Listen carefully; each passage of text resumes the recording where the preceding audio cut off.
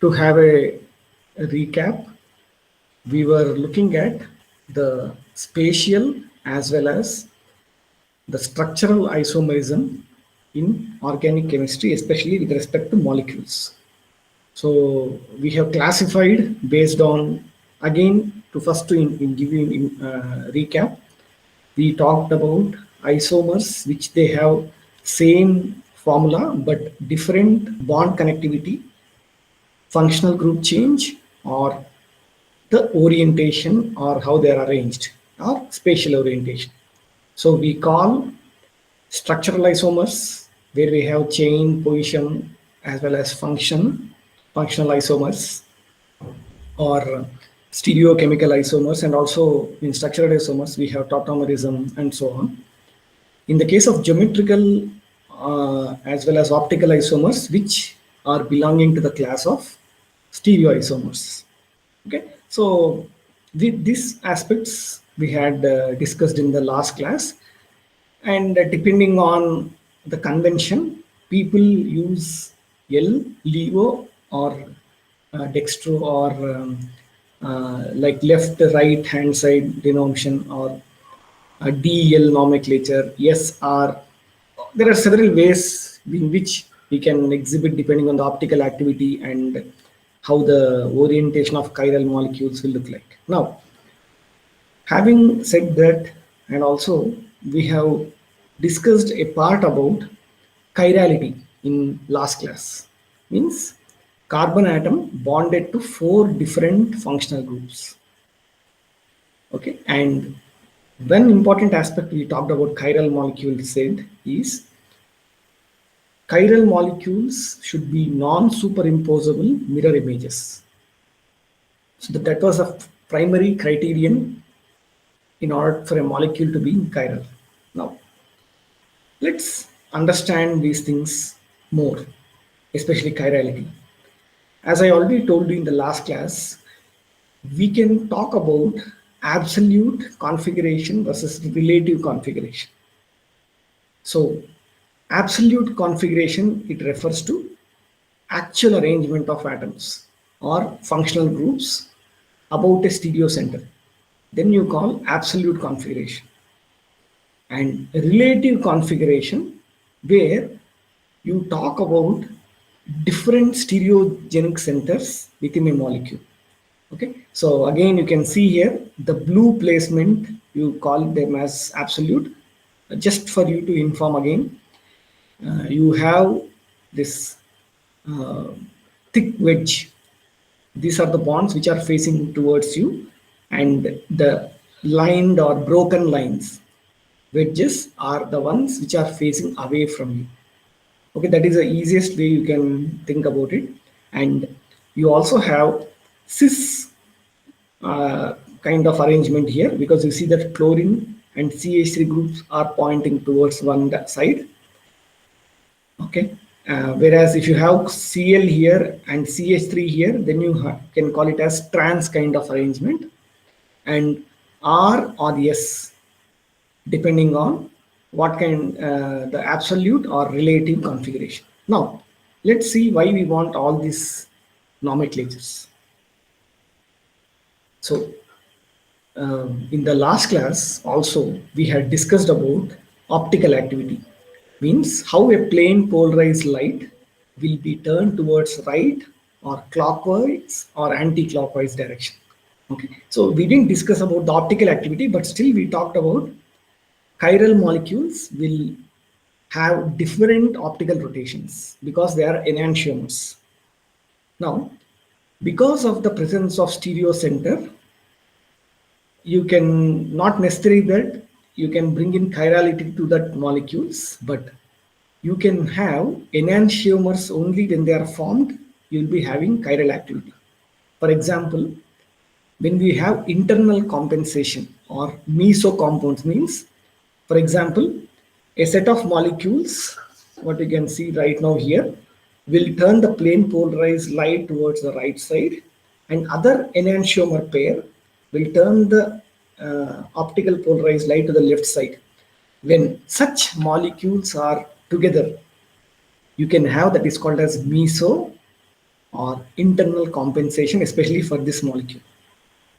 Okay, if you can see, like based on the tartaric acid and so on, when you have plane of symmetry, you can see that this half and this half are dividing.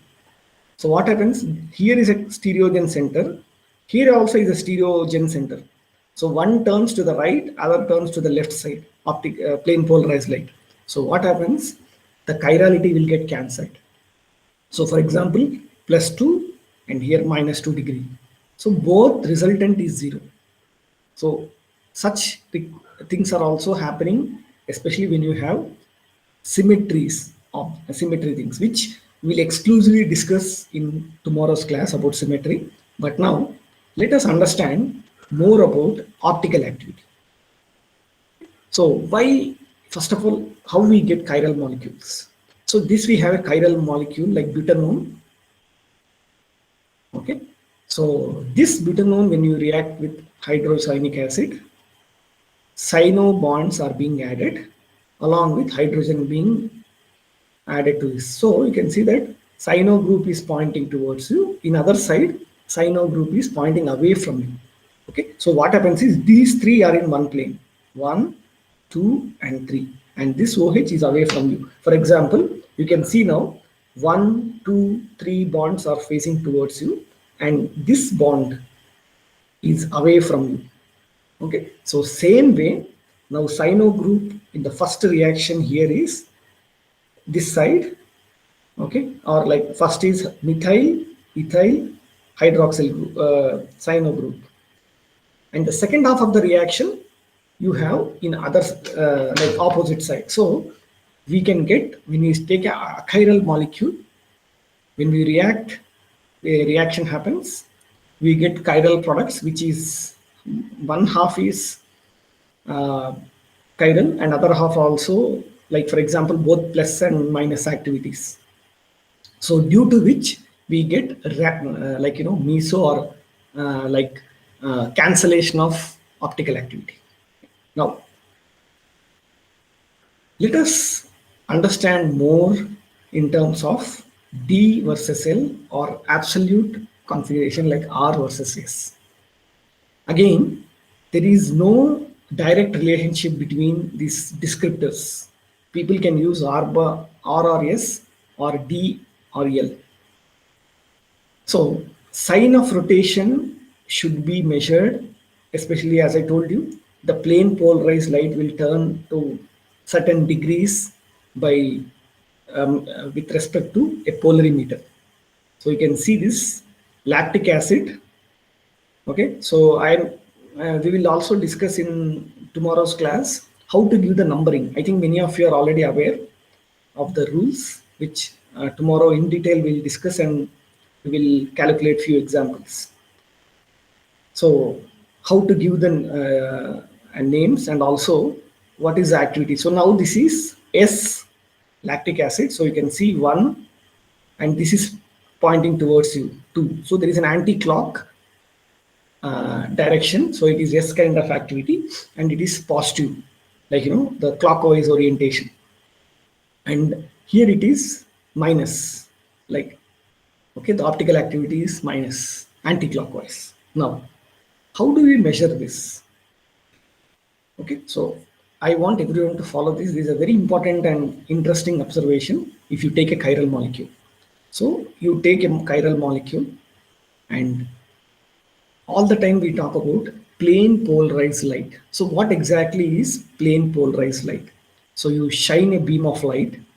Okay, you will have the light can travel in all the directions, and it will have different orientations. So like a normal wave, like oscillating kind of behavior will be there. It will disperse in all the regions light, but you have a filter polarimeter where selective part of light is being filtered, means either this direction or any particular direction. Okay, any one component of uh, polarization is being fixed.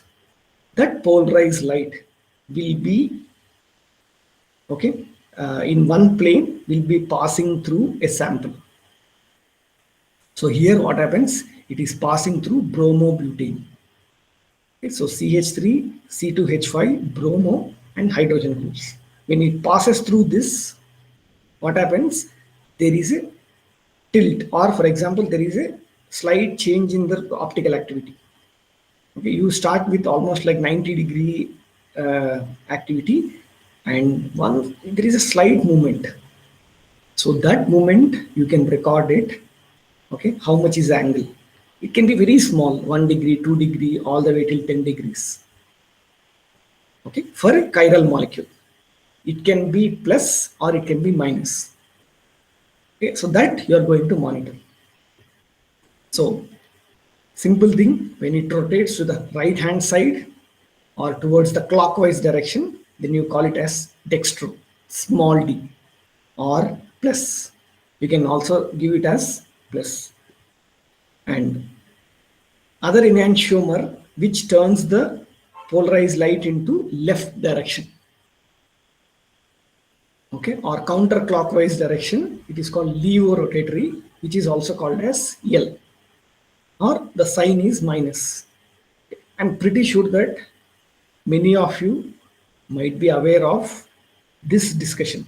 Okay, so you know plane polarized light turning to the clockwise direction, anti-clockwise direction, you call dextro or levorotatory. Now, so in general, how this happens? So you fill the solution of a chiral molecule into this, and then you pass the polarized light into this, and you see by the time it travels the tube, you can see there is a change or plane change in the polarization angle. So that you record with respect to an analyzer, how much direction it has been tilted, 5 degree, 6 degree. Okay, so that you are going to see from an observer point of view how much left or how much right it has turned, and that can be measured. Yeah? So this is an operation of a polarimeter. Now, if you look at chiral substances like D and L isomers, as I told you, these are termed as enantiomers. Again, when you do a reaction, not necessary that most of them they yield 50-50 percentage. Sometimes you get higher concentration of D and lower concentration of L, or 100% D, like that. Okay, but if you have equal amounts like 50 percentage of D, 50 percentage of L, then you call internal compensation happens, because plus of is compensated by minus, and then the net activity will be zero. Yeah. So this part also we had seen examples in the case of tartaric acid and so on. Now, why are we learning enantiomers? Okay, so the importance of enantiomers is they have physically and chemically indistinguishable properties, especially when you are reacting in achiral environments. So they react same, everything is same. They have all the achiral properties. So if you take D or L, plus or minus, melting point, boiling point, density, the solubility in solvents, various properties are same, but only the optical activity will be different. So optical activity, one will be positive, other one will be negative. So that will distinguish between enantiomers. Otherwise, all the properties, especially when you are looking at the achiral properties, are absolutely same. Okay? So these are some important observations which you should be aware of, especially for chiral molecules. Okay? So you measure the optical rotation by polarimeter. Again, we had already talked about such equipments in ultraviolet spectroscopy based on Beer-Lambert's law and so on. If you recap them, simple aspects, simple things. If the concentration of the sample increases, optical rotation also will change, and the length of the sample. more the length, more the time it traverses. Okay, and what is the wavelength of incident light, solvent, temperature? These all play an important role towards optical activity. Okay, for example, if you want to look at specific rotation, how much alpha, or for example, it has been given at a particular wavelength, generally they will be measured around 20 degrees, is alpha by LC. So alpha is how much angle it makes, 1 to 10 degrees, 15 degrees, whatever is the angle in degree, and the path length and concentration. So you see the specific rotation is inversely proportional to path length. More path length, lower will be the specific rotation. Okay, they are inversely proportional. And concentration. So the concentration increases, optical rotation decreases. So such is the relation. So you need to have certain guidelines in order to look for the optical activity. But in any case, enantiomers will have opposite optical rotation. If it is plus 20, other one will show minus 20, DA versus L. Yeah? So these are some important aspects which you should be aware of in terms of optical rotation. Now, as I already told you, enantiomers, they are chiral, they are optically active, they will be having same physical chemical properties in a chiral environment, but they will have different biological properties. Okay, so we will give you some examples so that you will be aware of. And you can also see dextro versus levo. If you see the how much angle it changes.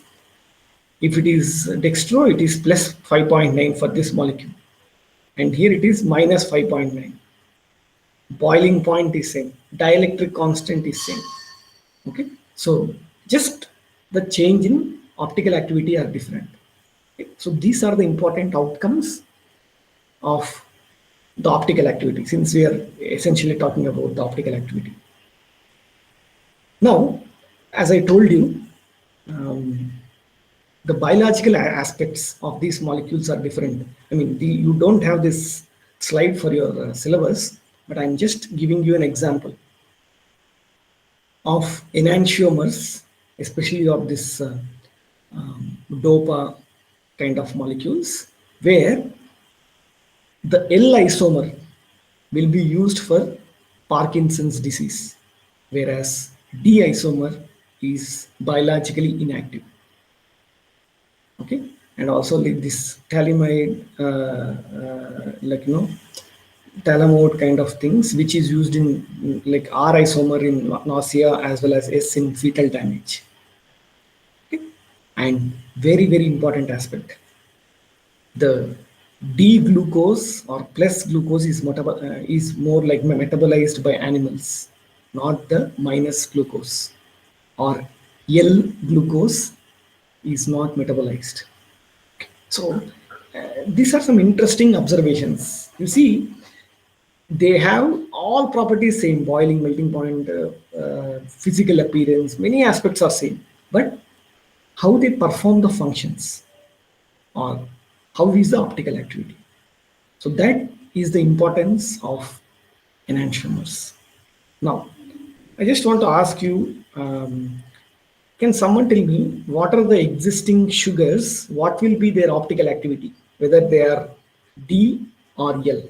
Same with amino acids. What are the existing, like naturally occurring amino acids or naturally occurring sugars? What, like which kind of enantiomers they belong to, whether they are L or D? Anyone? Probably just you can give a try about it. Think about it. Okay. So any case, we will, as I told you, we can look at the under presence of chiral medium, how these aspects will change. Now, let us understand the relative configurations. Okay, how are we telling D? How are we writing plus? Okay, all these aspects, capital D and L. So how we can write this is based on, we can take like this like molecule where we have an aldehyde, like glyceraldehyde as a simplest chiral molecule. So carbon bonded to OH, aldehyde, hydrogen, and CH2OH. So we call, when it is in the right side of the chiral center, okay, if you look at the most oxidized carbon, if it is in the right side of the chiral center, then you call it as D, dextro. When it is in the left side of the chiral center, then you call L. Okay, so this is the basis. Simple. So chiral center is here. If it is in the right side, you call D. If it is in the left side, you call L. So this molecule like glyceraldehyde is a standard. Again, please all of you pay attention. So glyceraldehyde is the standard for assigning relative configurations. Okay, so you can call D or L depending on whether the oxidized carbon is used in the right side, or if the configuration is used towards the left side, then you call it as L. Okay, so with this we can start assigning various molecules. Okay, or there is also an option.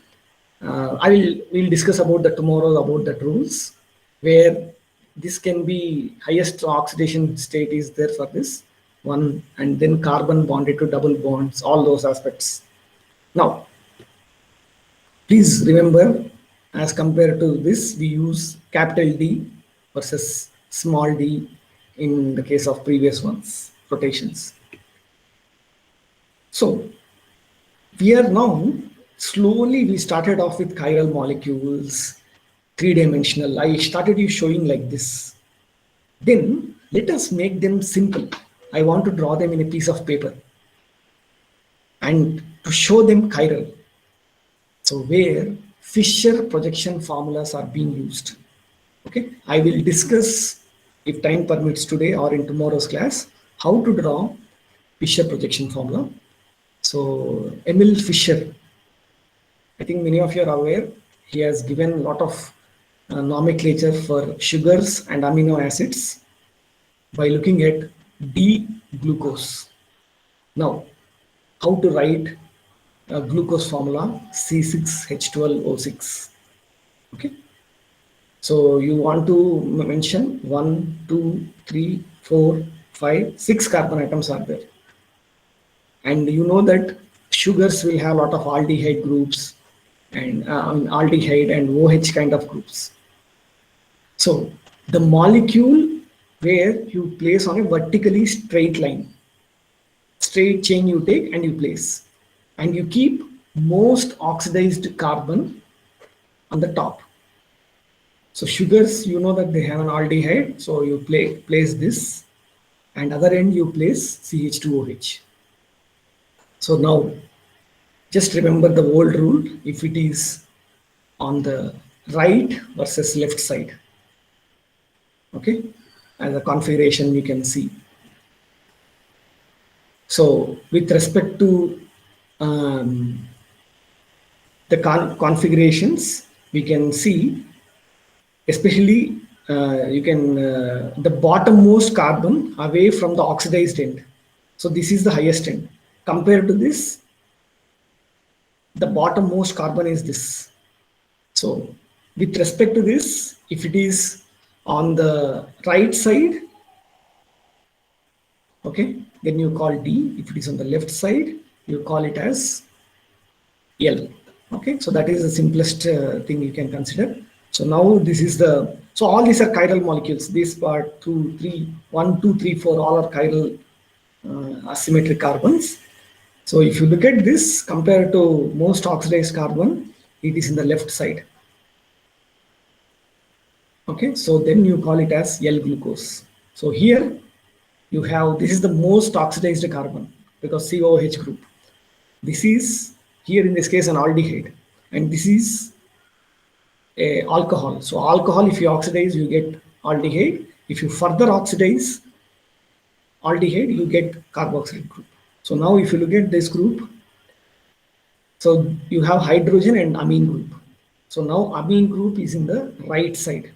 So then you call it as D-serine. So one amino acid, one sugar we have taken. Now, probably you can connect to the question what I had asked you already. What are the naturally occurring amino acids and sugars? What is their projection?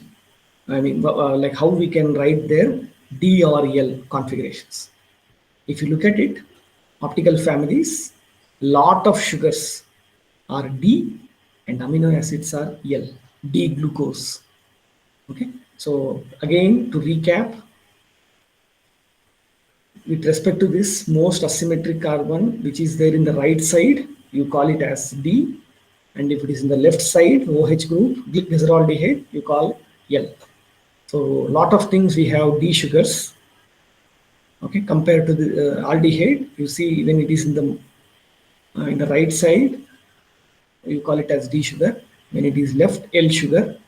Same way amino acids.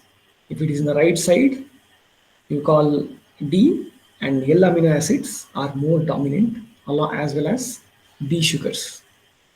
So these are the optical families.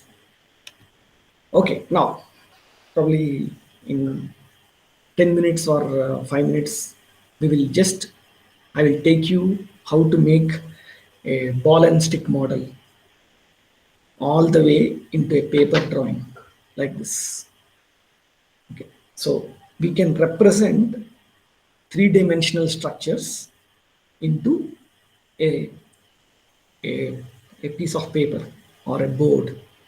Okay. So this is the way you people are aware of carbon connecting with methane. Okay. So carbon bonded to 4 hydrogen atoms. This is the three-dimensional drawing. For example, carbon here, 1, 2, 3. 3 hydrogens are facing towards you. 1 hydrogen is away from you. That is the simplest way the three-dimensional models have helped. So if you view from this direction, I don't know whether you people are seeing it very clearly. If you are seeing from this direction, this bond, and this bond, all are facing towards you, and one is facing away from you. So you can draw these things based on flying wedge model. So you can see how you view. Okay, so if you view, 2 is away from you, okay, along with 1. So these 2 are in one set of plane. These 2 are in one set. For example, if you view this, okay, so these 2 are in one plane for you. I don't know whether you can see this. And these 2 are in other plane for you. So that representation is called flying wedge. And if you want to make it in a Fisher projection, so 1 and 2 are in different plane. So you write them like this, 3 and 4 in like vertical planes are away from you, horizontal plane is towards you. Okay, let us see more carefully. So you can represent ethane or any larger molecules, flying wedge, sawhorse, Newman projection, Fisher projection. And I don't know how many of you have already studied Newman projection, Fisher projection in your earlier classes. Is already these two were covered in your earlier classes. Any of you can answer that along with interconversions. Is it already there? They have discussed in your +2 or lower classes about these two along with interconversions. Yes. We don't remember much. Okay. We don't Okay. use the Yeah. words. Yeah. Okay. So in general, these two are probably for exams or your SRMJE kind of things. They must have, since you didn't have written that exam. But in any case, uh, some extra kind of syllabus will be having this. Now, let us slowly discuss this. So now, simple thing, why are we writing a three-dimensional structure. Okay, so three-dimensional structures are good to look at it, okay, to understand it, to see the bond activity and so on. For example, replacement and all. But when it comes to the drawing, it is always good to show them in a 2D plane or to draw them. Okay, due to which you draw them using these techniques. So how to draw, we shall discuss. So first one is flying wedge. Simple, as if you can draw this enantiomers, especially these the chiral center. So you can see chiral center, how we know is the colors of the balls are different. Here green, red, purple and this. So it means different functional groups. So these are chiral center. Where the groups towards us is bold bonds. So this bond, this bond are towards you, and broken bonds away from you. Simple as that. Whenever you say broken bond, that is away from you. So if you see this, this of course it is facing you. Okay, and even this. So these two are facing towards me, and these two are facing towards you. Okay, so that is the one you can describe. But if someone asks you which plane are they belongs, so you know that sp2 hybridized, if you look at this, so these are all in one plane. Okay, so 1 2 3 4, so these are in one plane and this will be away from you. Okay, so we'll discuss that elaborately, which plane and all. Now how to draw in Fisher projection formula. So you can see that carbon is bonded to 4 different groups, W, Y, X and Z. Draw their projection, as simple as that. Take this in a piece of paper, okay, draw their projection. Okay, if you draw their projection, horizontal lines, so X and Y, sorry, X and Z, if you look at this, so horizontal lines, whenever you draw, they are towards projecting you, and vertical bonds, W and Y, because you are the viewer from this. If you view from this, okay, so always remember viewer direction is very important. How you view that? Because for me, I am viewing from this. You are viewing from this direction. So always it is important, viewer direction should be described. Which direction are we looking? Whether are we looking from this, or you are looking from this, okay, or I am looking from this. So viewer direction is very important. And if you mention horizontal, that is they are facing towards you. Vertical bonds are away from you. Okay. Now, like before I move on to the Fisher projection, which we will discuss tomorrow elaborately, Fisher, Newman, and so on. Let us understand conformational analysis, particularly dihedral angle. So, dihedral angle, you are not talking about which the plane they are, but you are seeing intersecting planes. So, what is intersecting planes? So this I'm pretty sure many of you are aware, eclipse versus staggered. Okay, so this part I'm pretty sure that many of you are aware. So you know the term eclipse. So this front carbon atoms hydrogen is masking the behind carbon atoms. So that is eclipse. So if it is in opposite, like for example, you can see that now. I don't know whether you are able to see the video. You cannot see the backside of the carbon because this is eclipsing the backside carbon. But if I change like this, you can see 1, 2, 3. Okay, 2 from this side, 1 from backside. So that is called staggered. So when there is a dihedral angle change of, this is from 0 eclipse 60°, you can change to staggered conformation. Okay, so it is very, very loosely I can tell in this part, cis and trans. Okay, so energy will be high for eclipse, staggered will be low, least energy possible. Yeah. So this we are about to discuss. How it happens is, for ethane molecules, you can see when it is eclipsed, you will have high energy, almost 15 or like 13 kilojoule per mole eclipsed. For the staggered one, when the dihedral angle is 60 degrees, the energy is close to zero. Okay? So you are already aware from thermodynamics, the more the energy, the very unstable the system is. So if you have lower energy, so we can easily say they are staggered kind of conformations. Okay, so with this, since I think we are already late, I suppose, for the, we can end the class at this stage. If you have any doubts, you may clarify it right now. Anyway,